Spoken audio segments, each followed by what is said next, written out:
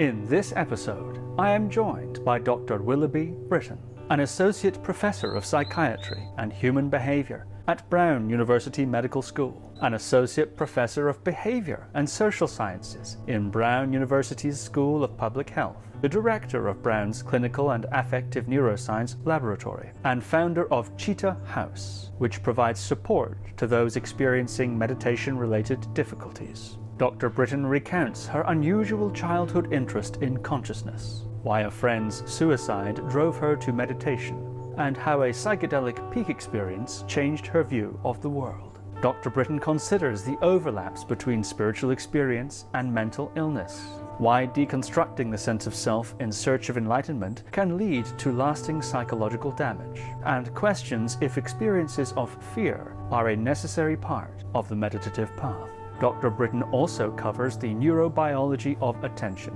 reveals the hidden religious messaging woven into mindfulness techniques such as mindfulness-based stress reduction, and shares how she deals with the negative responses from meditation enthusiasts towards her work. So without further ado, Dr Willoughby Britton. Dr Willoughby Britton, welcome to the podcast. Thanks for having me. I'm so delighted to be talking with you today. We were discussing before that there are two areas that I'd like to cover with you. One of them is actually your biography and the history of your work, which has been extremely significant in the field of meditation research. I hope not to labor that point because you have written and spoken about that elsewhere in great detail, but I would like to cover some points of that and perhaps in a slightly different way. And then the second thing I'd like to focus on is a recent 2022 paper that you published with Jared Lindahl and David J. Cooper called Fear and Terror in Buddhist Meditation, a cognitive model for meditation-related changes in arousal and affect. And that is quite a fascinating paper with some very intriguing implications. So that's on the menu, on the chopping board for today. Thank you for agreeing to the interview. Sure. All right. So I'm curious about your background. I wonder if you might talk a little bit about your upbringing, the context of your upbringing and so on. I know that quite early in your life, as a young adult, you had a crisis which drove you towards meditation. But I'm curious, before that, what was the overall context of your upbringing? I grew up outside of Boston on a farm. So I spent a lot of time in the woods and alone. So I think that I had maybe an unusual degree of sort of subjectivity for a kid because I spent a lot of time by myself and in my imagination and, communing with frogs and trees and things like that. So that was a lot of my sort of important sort of backdrop of my later kind of interest in consciousness. I was also had a lot of, I from a very young age was very interested in consciousness.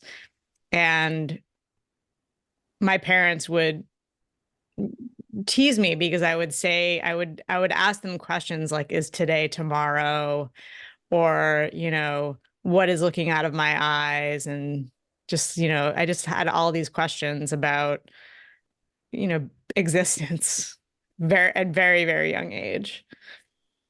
Did those curiosities lead you to any formal practice, or did they result in any kind of variety of religious experience? It's been a long journey, so I've had like lots and lots of different types of experiences. I think that, so my friend committed suicide. That was my life crisis in 1995. And I think that of all the different kind of therapies and things that got thrown at me at the time, that I think the meditation one resonated the most because I was already really interested in consciousness. So that was something that kind of led me there. There was also, the foray into psychedelics. We're really going to unpack that. So there were some pretty important experiences there as well that, overlapped with my meditation experiences. That's very interesting. At what age did you begin experimenting with psychedelics? And I wonder if you might tell us a bit about some of those experiences. Oh boy. Um, well, there was one particular experience in college, um, which was, now that I've learned about like dosage and weighing and, having a sitter and all these like things that you should do, this was not the wisest thing, which was just like, you get a certain amount of mushrooms and then you just split the bag with your friends, like regardless of how much it is, you just split by the number of people, and you can really, that's not a very smart way to do that. So I think I probably, had a lot more than I needed, especially for, I think it was maybe my second time ever. And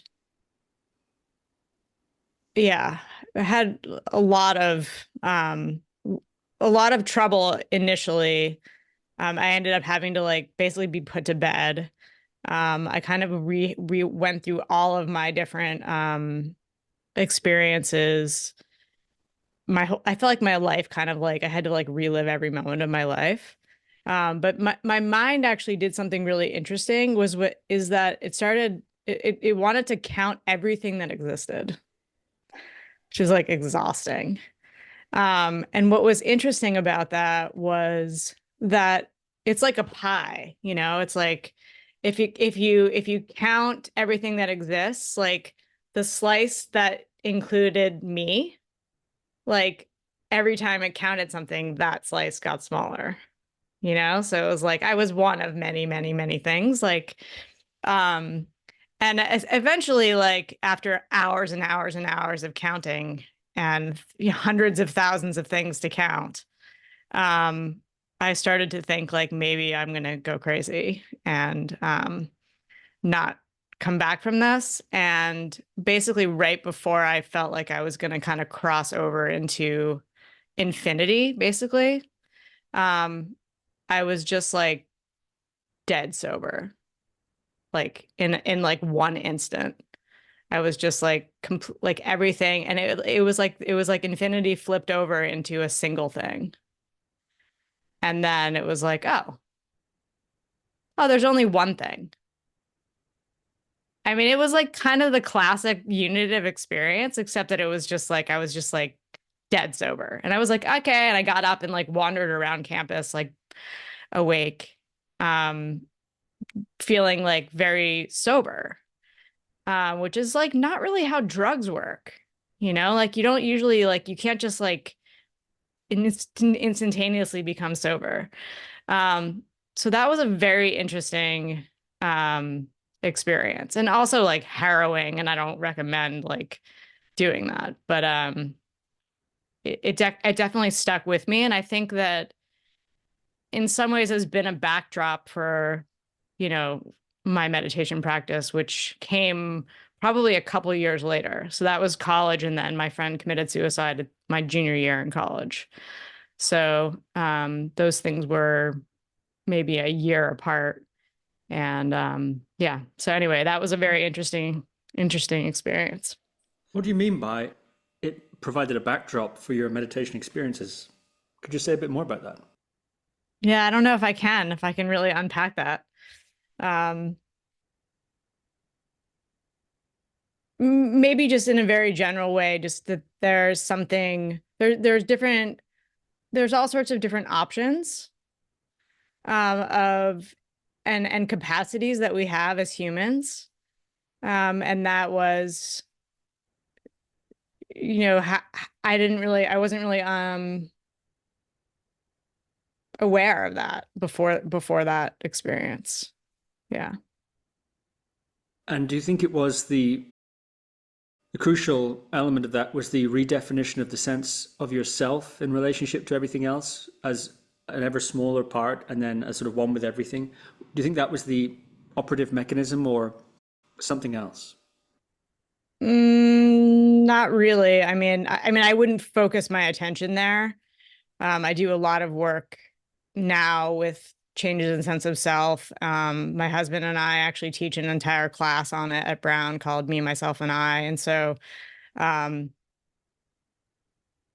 have a lot to say about that. But in that particular experience, I think it was more about like different ways of kind of like, again, this is going to sound so cliched, but like the many and the one, like, you know, the different ways to see that like all the things and like some kind of unifying way of looking at that was, you know, a very obvious characteristic of reality or something like that.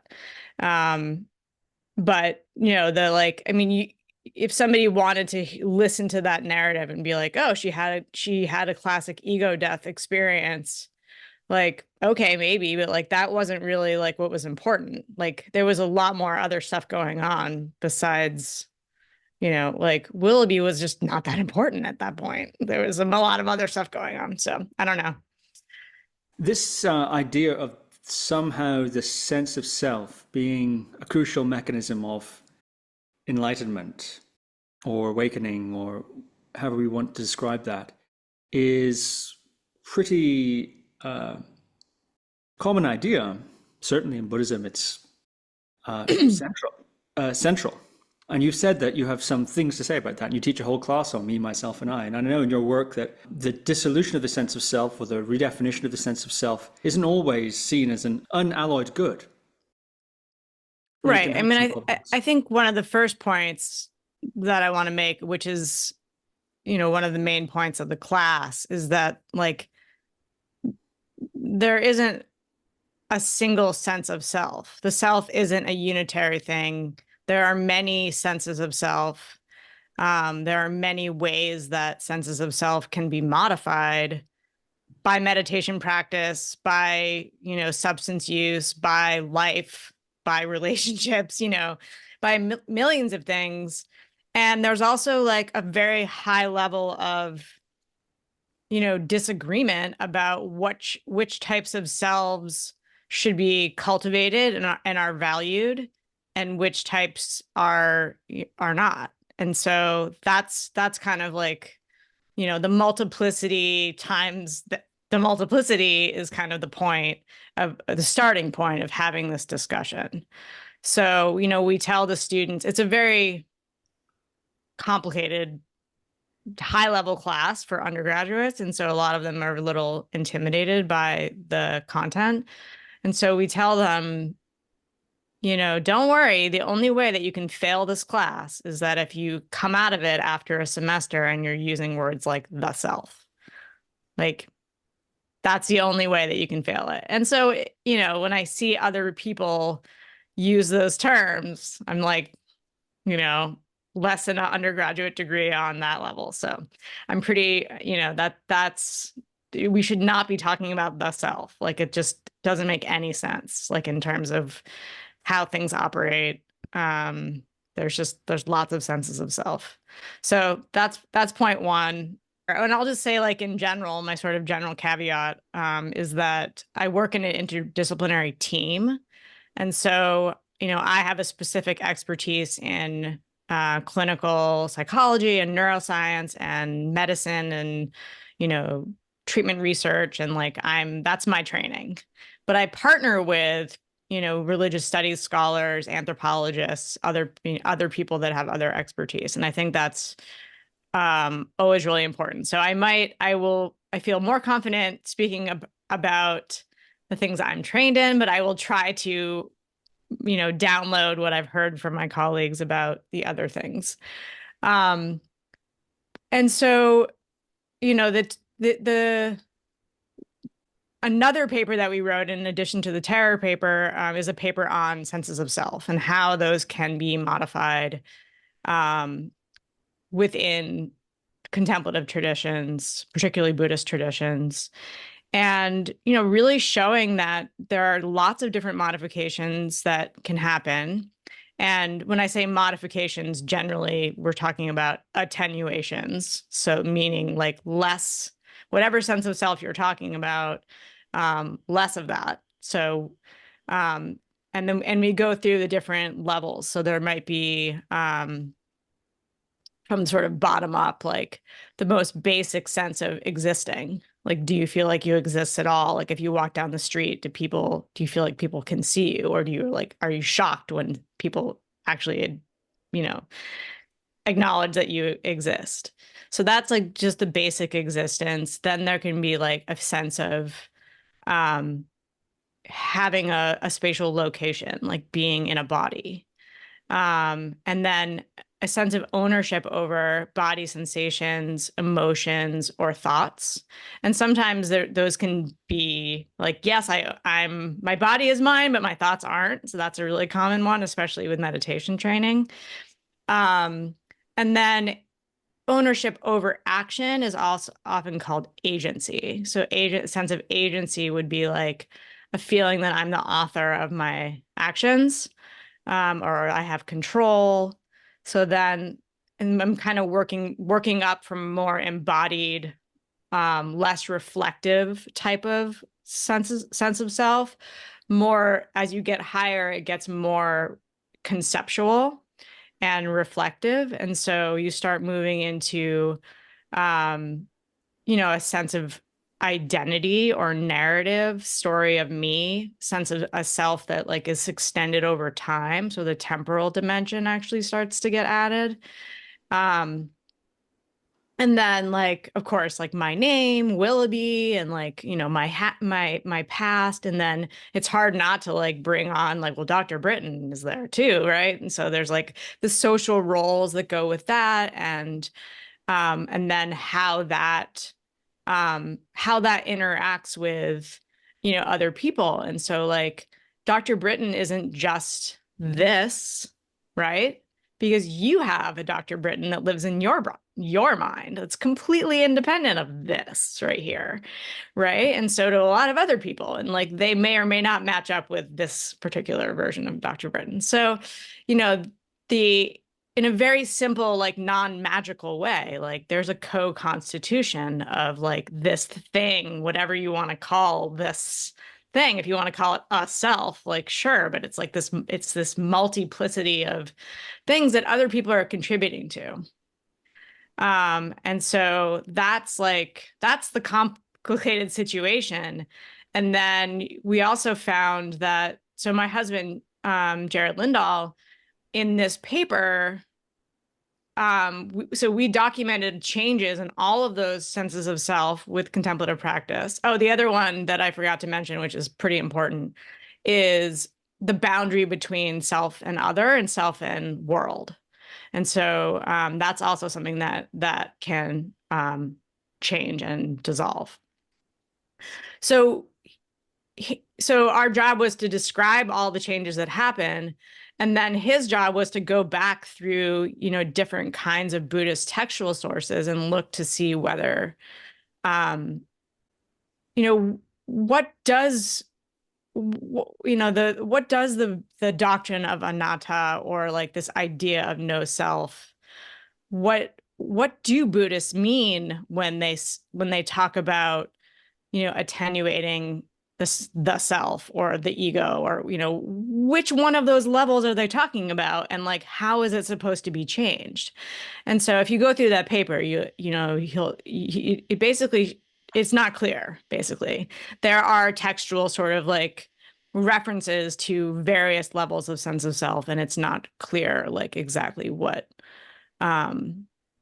which one is intended. And the other thing that has just been eye-opening and also a little discouraging to me is to learn how many different Buddhisms there are and how many different traditions there are, and that they are not a many-faceted jewel, like all going to the same place. Like they fight with each other and sometimes even murder each other. They are not friends. And so that was also like, okay, like there are different opinions here. And they, like, if you want to be a Buddhist practitioner or practice call yourself that, you're going to have to make some choices. So anyway, that's So within that multiplicity of traditions, the end goal, whatever enlightenment, whatever the end goal you want, however you want to term it, there's not a lot of consensus about what exactly that looks like. There's a lot of different ideas. So I think that that's like, that's the backdrop. And I don't spend a lot of time in that backdrop. I spend a lot more time in the like clinical wellness world. But for people to understand that like there's a lot of different views about like what the goal is. Yeah. I don't know if I've answered any questions besides just bringing up more questions, but. Both. Yes, very fascinating. Thank you. When I think about your work more broadly, it seems to me that one of the implications is that a lot of the effects of meditation or the effects of enlightenment or the mechanisms of enlightenment that are proposed or described among the various traditions, even if we just limit it to Buddhist traditions, there are so many, as you say, can also be found in, say, the DSM. For example, a sense of agency, you listed, well, actually all of the things you listed, a sense of agency, a sense of existing, a sense of ownership of one's thoughts. In many meditation traditions, it's seen as a great sign of progress to dissociate from one's thoughts and to not see them as one's own. One can also find that sort of thing plaguing people in mental hospitals as well. Yep. So this is an interesting thing. And I think when it comes to meditation, of course, everyone knows, I think, surely, that you have documented through your varieties of contemplative experience project and various other things, that there are many adverse effects that occur in meditation that perhaps previously had been ignored or not talked about very much or conceived of in some religious terms. This is a Kundalini sickness, this is a meditation sickness, something like this, or whatever. And you've put that to the fore. So I'm really curious about this idea of some of these factors that are seen to be basically the highest thing to aim for, or at least aspects of the highest thing to aim for, or stages along the path of the highest thing to aim for, but also can be so debilitating in other cases. Yeah, I mean, I think that like one way to think about it, and this is a cultural psychiatry lens, is that different states of consciousness, different ways of being are valued by different cultures. And I mean, even the definition of health and well-being, I mean, that's a value statement. So yes, we've codified that and made it kind of official, and we have a DSM and an ICD-10 and all these books that kind of codify specific value system. But these are all, there's cultural differences in what types of states and what types of emotions are valued. And so I think that meditation is a really interesting thing to study because it is at this intersection. It's in the middle of this like culture war. And I think, it's also a very interesting time to be studying it, compared to like 20 or 30 years ago, because of the just globalization. People from different cultures are now intersecting in ways that they never did before, because of the internet. And so we have meditation, and like on one side, it's a medical treatment. It's being compared with, antidepressants, and it's neuroscientific, and it's all that. And then it's also, a religious practice. And it's also, and then there's like the mushy sort of wellness space in between those two things that have, even less regulation than either one of those. And so, what is the goal of meditation? Well, it depends on who you ask, right? There isn't one single goal. And because there isn't one single goal of like, what is well-being mean to you? And so that's the starting point. It's really complicated. Enlightenment tends to be presented as a good thing, that it's a cure for suffering and that sort of thing. Debilitating mental illness that includes similar factors of relationship to the self being disturbed and so on. Some meditation teachers, of course, will say that's sort of meditation interruptus. Hasn't gone far enough. There's still some more to dissolve or something like this. Others will say it's gone wrong somehow. The explanation, there's some karmic problem or a channels problem or something like that. Or maybe it's a cultural context problem. How much of a role do you think that plays in contextualizing the kinds of experiences? In other words, if I have a no self experience and I have no idea what it is, I might find it very distressing. But if I'm in a monastery in Burma or something like that, I might find it quite great. Is that the sort of thing you're driving at? That somehow the cultural context primes people to interpret these experiences more positively than they would in other contexts? Is that all there is to it? Definitely not. Definitely. I mean, it plays a role for sure. I mean, I think that we always want to be, I always want, as a clinician, I always want to be thinking about the person, the experiencer's goals and definitions of what well-being means to them, what their goals are. And so, the definition of a well-being versus an adverse effect is also going to be relative to that. And so many people that I see at Cheetah House are people that were just trying to be a little less stressed. They weren't interested in, annihilating their egos or, in any kind of enlightenment or any kind of altered state. They just wanted to feel a little less stressed. So in those cases, having, basically any of the symptoms that they didn't want is considered an adverse effect. I mean, technically speaking, anything that deviates from the meditator's goal or the packaging, which would be sort of however this thing is being advertised to the person, would be considered an adverse effect. So it's a moving target, really relevant, relative to the meditator's goal. I will also say that I've seen people who were deliberately trying to attenuate their sense of self because they had been told that this is, the source of suffering is, the self and the clinging to the self, and, some kind of ego death is the solution, and, that's what you need to do. And they did a pretty good job at attenuating various levels of sense of self. And then when they got there, they were like, wow, this is really not as advertised.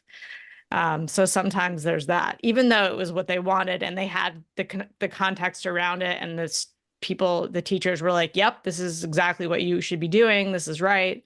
And they're like, oh, wow, that's not, I don't like this. So that can be a little bit shocking, too. So, yeah. Sometimes those kind of thresholds are considered to be permanent or at least very difficult to go back from. What didn't they like about it, if you think about that group of people, and what happened to them? Were they able to come to terms with it? Did they get used to it? Did they learn to like it? Or did they try to get back? How did they try to address it, and what were the outcomes? Well, I mean, I think there's a lot of individual variability, first of all.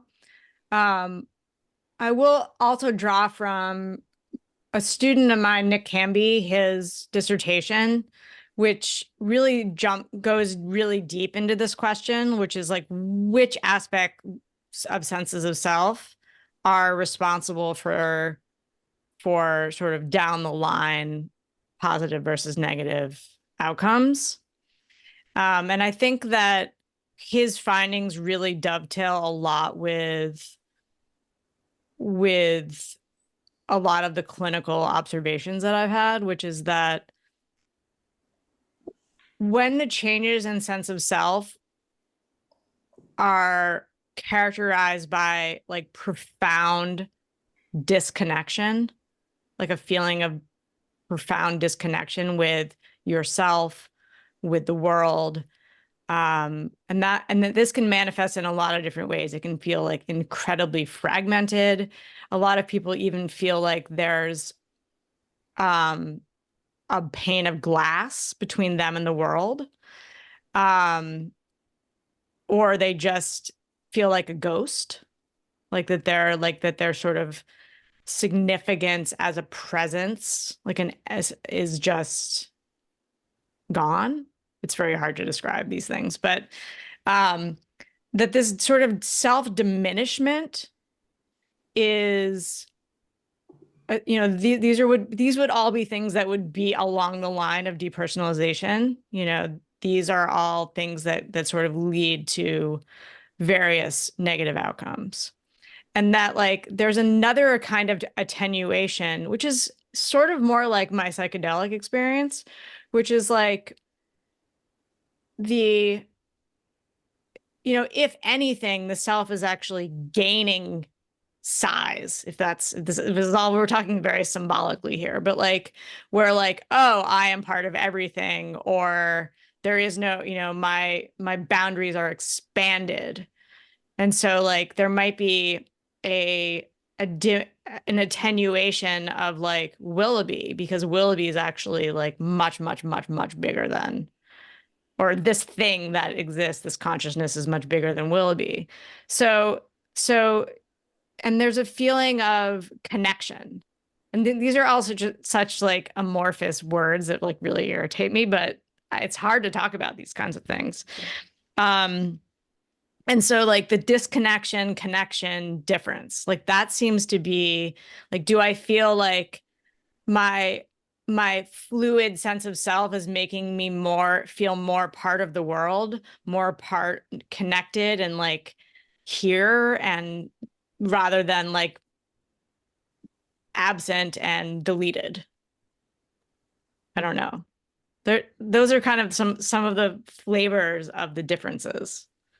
Do you think people know what they're getting into when they go to meditate? I think likely I would propose that in any meditation class, many people in your average meditation class are going to have different goals, many different ideas as to what they're trying to accomplish. They might all call it enlightenment, but what often I think enlightenment is a name that people put on top of the thing that they really want underneath. I've noticed that in talking with people. I want to get stream entry, they might say something like that. And I'll ask them then what they want to get. And it's not stream entry at all, as an example. Yeah, this is great. I mean, this is exactly, I call it, strategic ambiguity. I think that the mushiness and the vagueness and the undefinedness of enlightenment is like a brilliant marketing strategy, because you can, no matter if you actually do this exercise, and I recommend like all meditation teachers who like run a class or, a Dharma teachers or whatever, like or if you're just a practitioner that's like think you're interested in Buddhist practice or contemplative practices, do the enlightenment exercise, which is like, okay, you did it. You've finished your spiritual path. You're done. What does it look like? Like, let's just like do a little creative writing here, and like, what do you look like? Who's around? Do you look different? How do you look different?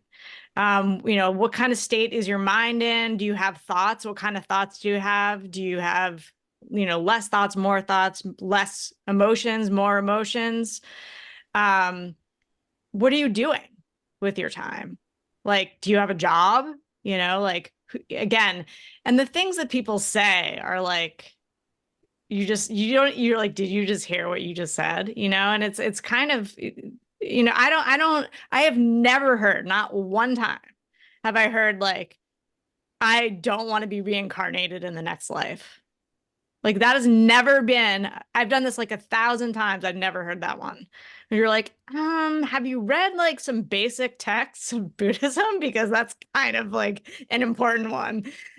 So, yeah, I think that people have really different projections. Like enlightenment is kind of the new thing that you can project all of your fantasies on, and like it's going to fix, like it's going to make people love me, it's going to, you know, it's going to make me like whatever the wish fulfilling, you know, the wish fulfillment is, it will do that. But like, if you look at all the varieties of what people say, and that's why doing it with a room full of people and realizing that like we all have really different views of what this thing is going to be like, is a very interesting thing.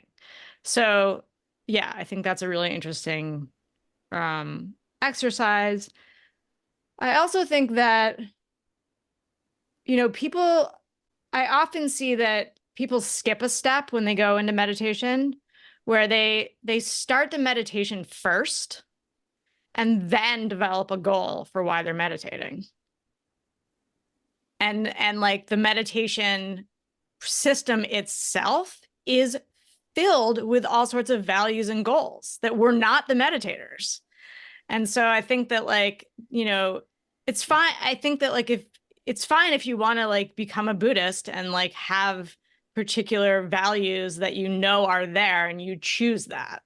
It's a different thing to basically do a practice that you think is a stress reduction technique, and then somehow throughout, by like allowing yourself to listen to certain instructions, which are filled with certain sort of goals and values in the instructions. And, you know, a year later, you're now like, you know, seeking enlightenment, and often I ask people, where did that idea come from? And they're like, I don't know, like it wasn't mine. And so that's a place I actually do a process called my meditation assessment process, for a lot of people who are wondering whether their meditation practice is sort of meeting their goals or not. And it just goes back to like, why did you originally start meditating?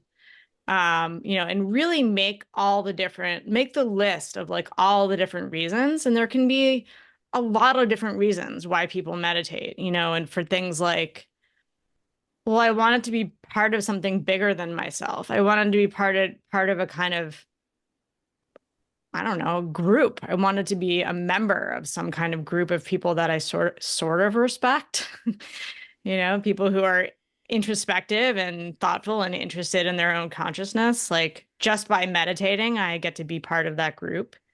Maybe I actually want to have it be a vehicle to make friends and have a community. That's a very common, you know, motivation. Obviously, the technique itself of having some kind of method of managing my emotions and soothing myself. There may be a kind of desire to develop certain types of traits, or maybe some abilities to cultivate certain kinds of states of consciousness. And so there's a long, long list of possibilities. And I think it's really like, it's a good first step for people to kind of at least see what their various hopes are. And then go back after a certain amount of time, a year, 5 years, and be like, how is the practice that you chose? Like, how's it doing in terms of your goals? And then also like checking, are there additional goals that have been kind of added along the way that like maybe weren't yours, that like the system itself kind of added to your list? Like just check and just, you know, have kind of a process of informed consent. Or like, oh, like that wasn't one of my goals. Like, but I'm really down with it now. I'm really into that, which is fine. You choose to do that, to add that goal. Versus like, oh, wow, like I kind of took that on and I really didn't realize like how much that was being pushed on me and I don't want to. So I think that whole sort of hidden curriculum piece,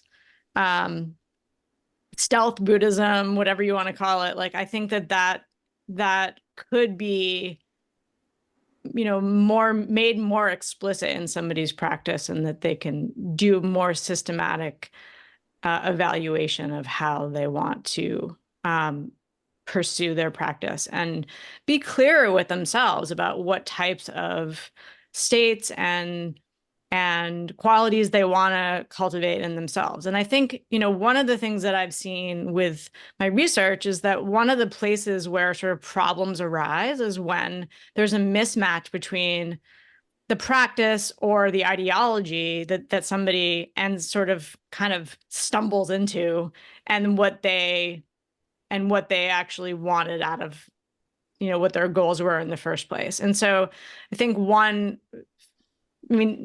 wouldn't say simple way, but one like straightforward kind of way to minimize problems is like, can we match the practice with the person? So that at least like, if you're trying to, let's, calm your mind and you're doing a practice that's going to activate your mind, then that's not a very good choice. Like, let's try something else. So just an example. Yeah, I think that idea of frame creep or belief creep is quite important. And meditation practices, they come with a frame. They come with a worldview attached to them. Whether they're therapeutic or religious, there may not be that much distinction between those two things at the level of the fact that they both come with some kind of frame. And sure enough, a lot of meditation techniques have, for example, quite an anti-life, an anti-sex,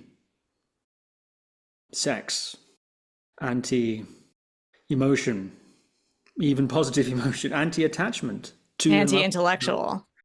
And indeed, certainly anti-intellectual, yeah.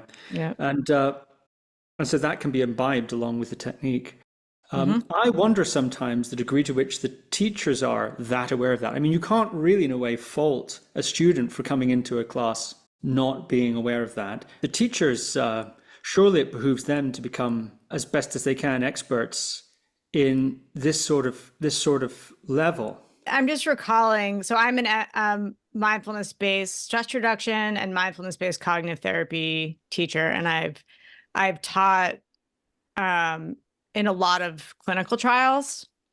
And so in one of the clinical trials that I did, which was actually a dismantling trial looking at comparing the effects of concentration versus insight, it was super interesting. But in order to create the trial, we had to basically divide up, basically find a specialist for each particular practice. And so, because we did like only focused attention, and we had a jhana expert was the teacher for that. And I was always the co-teacher. I was like the constant. And then for the open monitoring one, we had an ex-Mahasi monk, Jake Davis. And so, I'm basically just doing my MBSR, MBCT teacher thing, all the things that I had learned to say. And, one of the things was something like, I was just parroting exactly what is on the recordings, which is like, the thing that's looking out of your eyes is the same as it's been since before you were born, And Jake is like, that is not okay. Like, you are teaching metaphysics, because that's not his metaphysics, because that stream of Buddhism, that stream of Theravada Buddhism is, there is no ground. There is no, thing to stand on. Everything's changing. Right. And so he like saw, it was very like offensive to him and I was like, oh, I had no idea that I was teaching a certain kind of metaphysics. And then, that moment was like eye-opening to me, because I was like, oh, there's so many things that we're all teaching all the time about how the mind works, what we should be cultivating, what types of emotions are problematic, like just a million things that we are very clearly, like, the students walk away parroting what we're saying. And so, the term indoctrination is like a little strong, but I think it is at play. And so I think but the problem is that it's hard to like teach anyone anything without having organized what you're trying to say into some kind of system. And so the only way around this that I've been able to attempt is to basically just to be forthcoming about what system I am using, and to try to explain to the client or the student that, like, this, from this perspective, this is how we think about things, rather than like, this is the absolute truth of reality. This is like one viewpoint on how it could be, and also that taking on this viewpoint might change your experience in an interesting way. And in some ways, those frameworks and ways of seeing the world and organizing the mind could be useful tools. I'm reminded of yoga posture practice, which I think is, it's been well thought through, that there's so much clumsy metaphysics communicated in your typical yoga class. And one of the things is you have to differentiate yourself somehow. You have to give some kind of sizzle on the steak. Is it enough just to lead some people through some isometric body holds, some body weight movements and stretches and so on? Is that, and encourage them perhaps to feel the sensations of their body or so? Is that really going to cut it when next door you have somebody opening this chakra and that the other, and transcending to a higher plane, and whatever the case? So perhaps market forces drive a little bit of the way in which people feel they have to present meditation. You've got to sell something. You have to sell a goal. I mean, the religions themselves have to sell a goal. I mean, they may not charge money for it, but there has to be some kind of value system. And religion's part of their function, perhaps, is to impart a value system, to say, let's take Buddhism to be an example, you're ignorant. In fact, that's your root problem. That's the root problem of all of this, is that you're ignorant. So you, by definition, don't know. So to ask you what you want and what you'd like to achieve is hardly the point. You're ignorant. We have the truth, and we're going to tell you how things are, and also tell you how to experience that for yourself. So you don't have to take our word for it. You can try it out, but the thing you're going to be finding is the thing that we're describing. There isn't a sense of what would you like out of this, necessarily. Yeah, religions aren't person-centered. That's which may be a feature or may be a bug, may not be a bug. No, I think that, but I think, I'm a strong supporter of informed consent. Like, if you want to be shown a different way of doing things and you agree to that, then that's one thing. But if you're being told that you will discover things for yourself, and then you're being fed exactly what to discover with a right and wrong answer, that's not really discovery. That's not really self-discovery. That's kind of deception. So that's kind of where the ethical dimension comes in for me. Something it's in the Fear and Terror paper, but it's also in your other work, is you've discovered a lot of counterintuitive things about meditation, for example. It's, who'd have known it's sort of arousing. And that's actually a key part of Fear and Terror paper. Maybe it's arousing, right? It seems to be. Mm-hmm. And not as opposed to, say, relaxing, fundamentally. Mm-hmm. Things like that. It's pretty counterintuitive. And the sorts of things we're discussing, and we've just discussed now, could be seen as a criticism of meditation, or of meditation teachers, or maybe even of the religions themselves. I don't think you've made that a criticism of Buddhism, per se. You've just called for a better understanding of what it is. I wonder what the reception of your work has been among meditation teachers, colleagues in academia, and perhaps many of whom themselves quite invested as religious practitioners of Buddhism, as for an example. And also personally, friends you might have, meditation friends, or whatever the case may be, people interested. I'm wondering what kind of reception you've had talking about the sorts of things that you do. I mean, I think it's been mixed. Like, I get a lot of different kinds of reception, and I think it's changed over time. So I think, when we were first talking about, risks or challenges, like early on, when the mindfulness industry was like trying to get a foothold, and it was feeling like any kind of negative press was a threat to its existence, that was a different time. You're talking like, early 2000s kind of thing.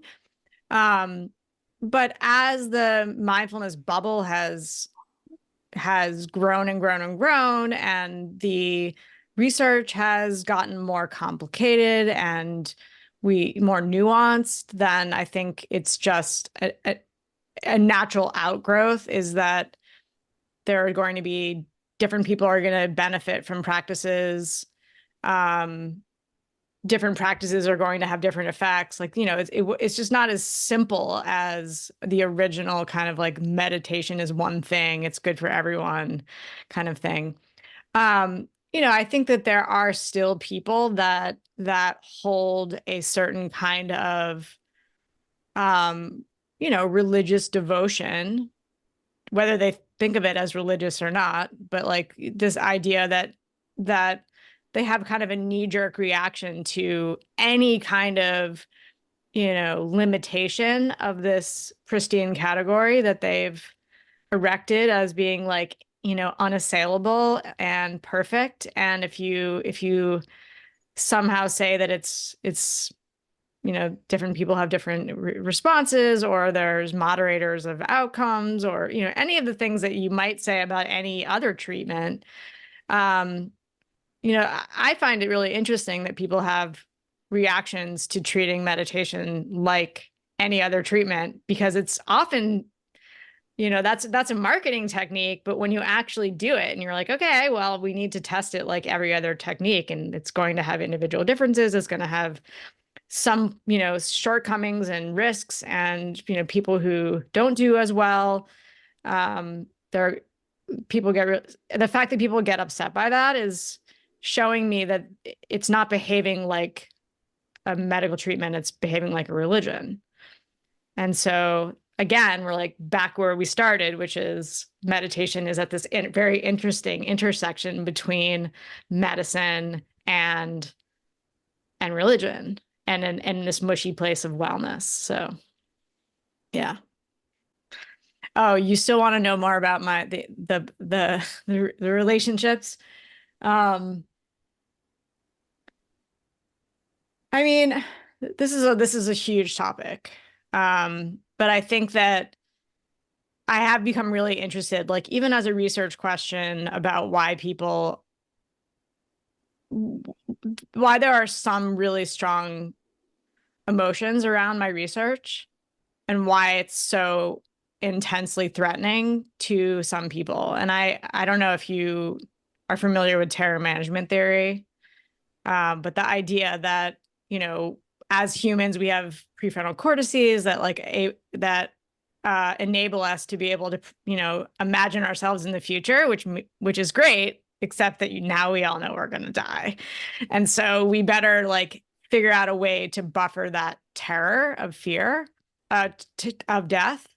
And one way to do that is through some kind of symbolic immortality, which is basically what the role of religion and culture. So that's the sort of idea.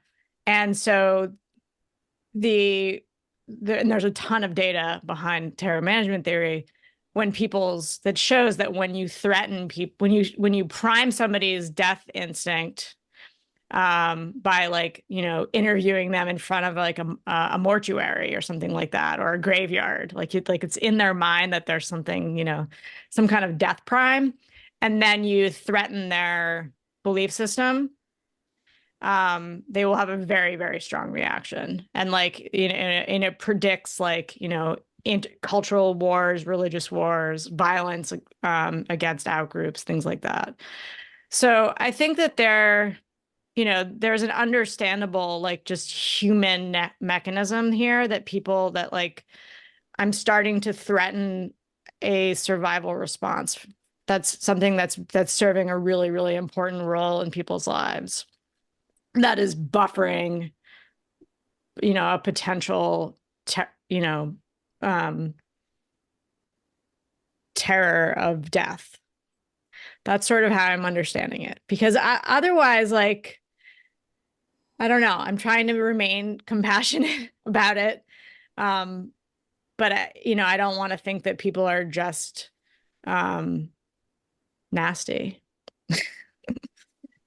I'd like to understand that like this kind of aggression towards me is has some explanation that like I can feel compassionate about. When you say the emotion towards your work, what are we talking about here? Nasty emails, strongly worded letters? What are we talking about? Yep. Nasty emails, lots of people just long emails that, various ways that I'm mistaken or wrong. I don't really read them because I just, I have better things to do. But I think if you go to the various, I mean, if you have comments up on the YouTube video where this podcast ends up, you'll see, like people write things on the bottom of the YouTube video. Like I have a presentation to the Dalai Lama. It gets a lot of comments and like, just sometimes sexist. Like people can't help but make some kind of comment about, the fact that I'm a woman and that I am blonde. Somehow that like plays a role. Like people feel the need to say something like that. Like, I don't know. Maybe that's just like how it is when you are out in the world. People just feel entitled to have opinions about everything. Maybe, I don't know. Did that ever get to you? I wonder, did you have a journey with that? Or have you always kept that in some degree of perspective? It's very tiring. So I think that, I think if you're going to be anyone that works like kind of in a place that's like an unpopular field or is, a patient advocate of some kind and is advocating some kind of for a group that's being dismissed or silenced or is playing sort of a whistleblower, it's just kind of death by 1,000 paper cuts kind of like every day there's just these little microaggressions and it, after a while it sort of takes a toll on your nervous system. So I would say it's more like that I'm just like, I'm like, okay, like my lifetime limit, I'm approaching my lifetime limit of like how much I'm going to take before I'm just like, okay, I'm done. Like, I'm going to go do something else now. Yeah. What are you or have you been trying to achieve? The criticisms, I think, are things like you're trying to discredit meditation. You're looking for problems, you're making problems, you're undermining, okay, then we could go further, the Dharma and so on and so forth, bringing it into disrepute, which is actually a pretty severe sin. And most religions have a fairly severe punishment for bringing the faith into disrepute. So what are you, in your opinion, trying to do? I wonder how much those people have read your papers closely. Clearly actually. not, because the majority of my papers are about the benefits of meditation. Like more than half of them are about the benefits. So, I think what people watch like videos or they hear about me through, through a different lens. I mean, yeah, read my papers. I think they're really just about that there are a lot of different kinds of meditation practices and that they can all have different effects. I'm very clear in every paper to make the point that meditation has lots of benefits for a lot of different kinds of people. That's never something that I'm not anti-meditation. I'm not trying to ruin it. I just want to make sure that everybody's voice gets heard. And there tends to be kind of an asymmetrical echo chamber, and that certain voices and certain experiences get repeated over and over and over again. Like this is what, happens in meditation, and certain experiences and certain types of people, their experiences aren't represented. And so I'm just trying to sort of even the playing field and just make people more aware so that they can have a more successful interface with meditation practices, contemplative systems.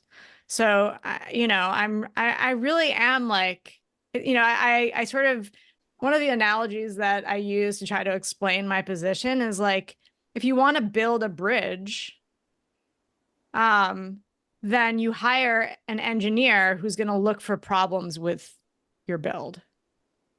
Like you need somebody who's going to like look for the weaknesses in the field in order to make it stronger. And so like, yeah, it's great to be like, hey, I'm building a bridge. We're all going to go like to the other side of the bridge. And you know what's over there? It's really great. Da, da, da, da, da. Like, it's great to be one of those like, excited, positive, like cheerleaders for a field. But like, that just creates hype.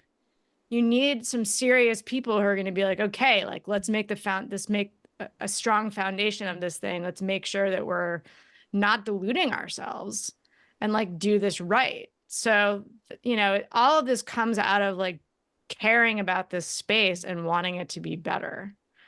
So that's what I have to say to the people who say that I'm ruining things or I'm a Debbie Downer or whatever the various epithets I get. It's always struck me also that a part of your, at least when you present your biography, is you saw people having adverse effects to meditation, coming out of meditation, working in hospital situations and so on, and seeing people coming out of retreats, having psychosis and different things like that. And that pulled you up short and you thought, hang on, there's something that's going on here. But you didn't know the size of the problem. It's even now quite difficult to really assess the size of the problem. But it's happening to some people. So what is that and how is that working and what's going on there? I actually did publish a paper with Simon Goldberg and Richie Davidson pretty recently, like last year maybe. And it was an epidemiological study really trying to get at the question, like how often do meditation-related problems happen? And according to that study, which is probably the most accurate and most conservative estimate of frequency, we found that 1 out of 10 people who had ever tried meditation even once would have at least one a meditation-related adverse effect that would last a month or longer, and about 1 in 10 that would have a meditation-related adverse effect that was associated with impairment in functioning. So, which is my sort of definition of what an adverse effect is. If it's, if it's messing with your life and the way that you want to live in a way that's lasting, then that's kind of like worth orienting to. So 1 in 10, like that's not rare. That's common enough. So that's one little piece of information. And then, I'll also just say that, after the Varieties of Contemplative Experience study was published in 2017, the lab phone rang pretty much like 24/7 with people, meditators from all over the world trying to get help. They're like, I didn't know anybody knew that this could happen. And so I had to basically start a nonprofit called Cheetah House that was there to be able to help the people that were asking for help, because that's not what university like neuroscience labs do. They're not like clinical facilities, we're just asking questions. And so at Cheetah House, we see about 150 appointments a month. And I have like a 3-month wait list. So I'm also not a good person to ask about like, what is the frequency? To me, it's like, there's an overwhelming number of people that are having pretty intense dysregulating, debilitating symptoms from meditating. And exactly what the percentage is, I don't know, but there's, we've seen thousands of people.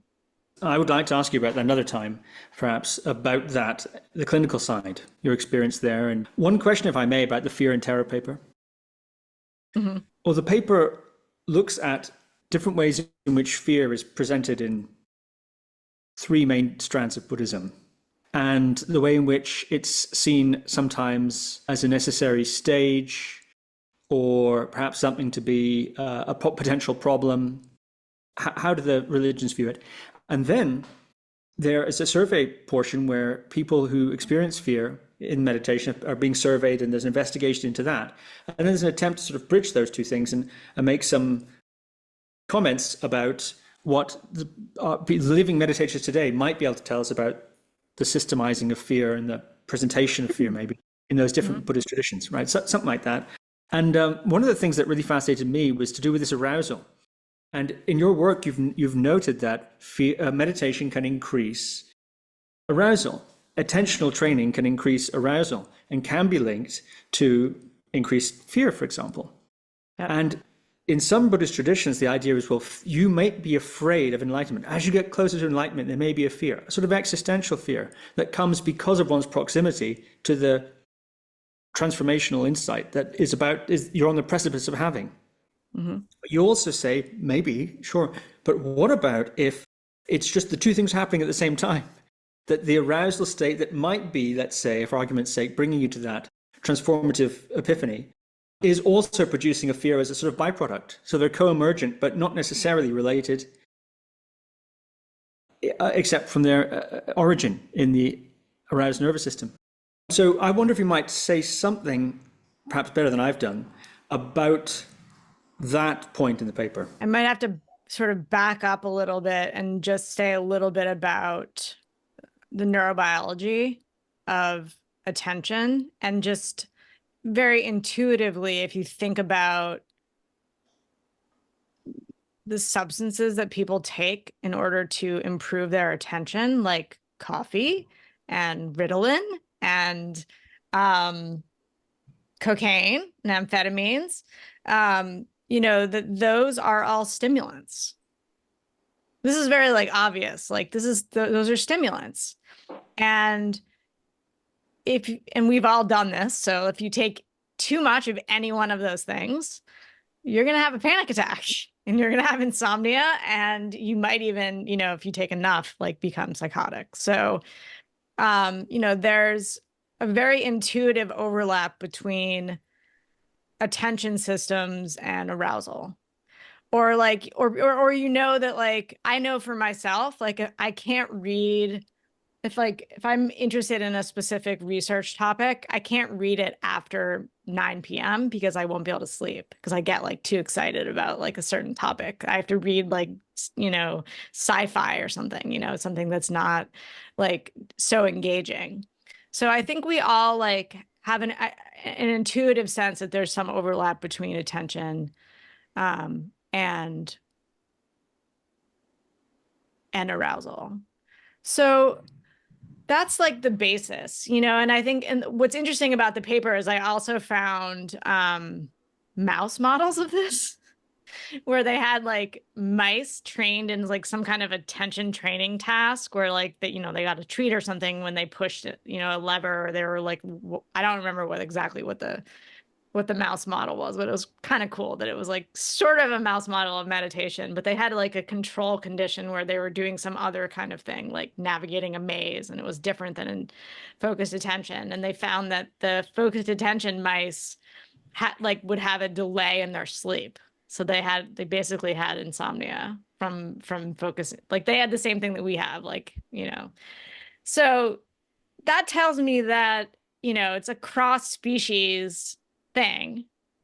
And although there is, cultural neuroscience and people do brains and the ways brains function do actually differ across cultures. Sometimes this one might be pretty cross species, cross culturally, the same, and that you would expect no matter where you are, that people who are training their attention in some way are going to be kicking up their catecholamines or various types of arousing chemicals in in their brain and body. So, I mean, these are all like, that's all speculation, well-based, well-researched speculation. But the idea is that if you have this sort of natural mammalian capacity to increase your arousal to your attention systems, and that like overdoing that's going to lead to fear and anxiety, then having a whole set of, you know, narratives and interpretive frameworks around what that fear means, you know, it would make sense that that would differ across cultures depending on what, you know, where people are, you know, what role the attention training is playing in the first place. So I think the pattern that we found that we describe in the fear paper is a pattern that we find throughout all of the VCE study, which is that the phenomenology, the actual meditation related experiences across different Tibetan schools, so the Theravada, Zen, and Tibetan, the phenomenology itself was very similar, like a very high level of consistency. For every category, I think we had at least like 8 practitioners that had every category, and, you know, 4 teachers. Like, so it was really consistent, but like what it meant and whether it was good or bad, or whether it was valuable or an adverse effect, like there was no consensus. So I think that that was a really interesting finding. And I think so fear is no exception. And I think this paper is a really good example of that exact, you know, contestedness of these states. Like we, as mammals, we have these various altered states that are, or alterations, I should say, in our consciousness that are available to us. And then we can, you know, we can decide to value or not, depending on a number of factors. And so there are some, you know, with some sort of sub traditions that will say like certain phenomenology, like fear, is a part of the path. And then there are others that say like it is just, you know, the sort of nyam makyo type of things, which are more like these happen, but they're not to be focused on. Like they're not really problems, but they're also not like things that you want to necessarily cultivate either. So there's sort of that version. And then there's the like, oh, this is not good. Like we need to like balance this out or something like that.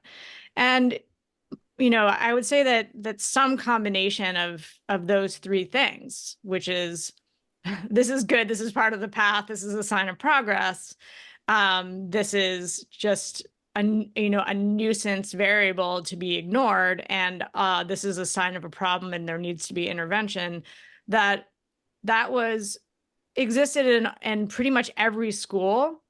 And there wasn't a huge consensus. So that's another sort of take home, which was also a little disheartening to, you know, it took us like 10 years to come to this conclusion. So I had a lot of time to digest that, like, oh, wow, the Buddhists like don't really have their like story straight. Like there's a lot of different versions here. And, you know, I think when I first did the varieties of contemplative experience study, I had this fantasy that we were going to interview all these meditation teachers, and we were going to like get all this like detailed phenomenology, which we did get. And then we were going to have all the teachers weigh in on like, well, that is like, you know, problem, that is good, that is problem, like just have this like this way of differentiating it and have this like massive consensus statement. And like that was sort of my naive idea, which I think is like understandable, but then it was like, no way, like the teachers could not agree on anything. And yeah, so again, like the sort of take home message was, okay, this is a contested space. What are you going to do now? A contested space that's so often presented as a settled issue. And I think that's appealing too. I mean, I think that, you know, I totally understand wanting, you know, a comprehensive worldview that explains everything and also does a lot of work in terms of giving me purpose and belonging and, you know, emotion regulation strategies. Like, there's a one-stop shop. Like, sign me up. Like, I'm ready to go. Like, I understand like that might be a very compelling narrative. And the opposite of that, which is like, no, actually, like, you have to make decisions here. Like, there are a lot of different choices and a lot of different trajectories and like a lot of different goals and endpoints. And like, you know, you actually have to like step into the ring and like make some actual decisions and choices about your life and do the hard work of what you actually care about. Like, no, I can understand like why you wouldn't want to do that. It's a lot of work, but I don't know. I haven't really seen another way around it. So, yeah. Well, I think becoming a dyed-in-the-wool Theravadist is certainly the long way around to a sense of community belonging and life affirmation. Maybe even a really long way around. Join a choir. Right. Yeah. Okay. Anyway, this has been so fascinating. Thank you we've gone a little over our agreed time. Thank you for being so generous with your time. Sure. This has been fascinating. I would love to invite you for a sequel, but sometime. I know you're very busy. When a gap comes up next, there's much more I'd like to talk to you about, particularly focusing on the clinical aspect of what you've done at Cheetah House. Yep. And some other aspects as well. But this has been so great. Dr. Willoughby Britton, thank you very much. All right. Thank you. Thank you for listening to another Guru Viking podcast. For more interviews like these, as well as articles, videos, and guided meditations, visit www.guruviking.com.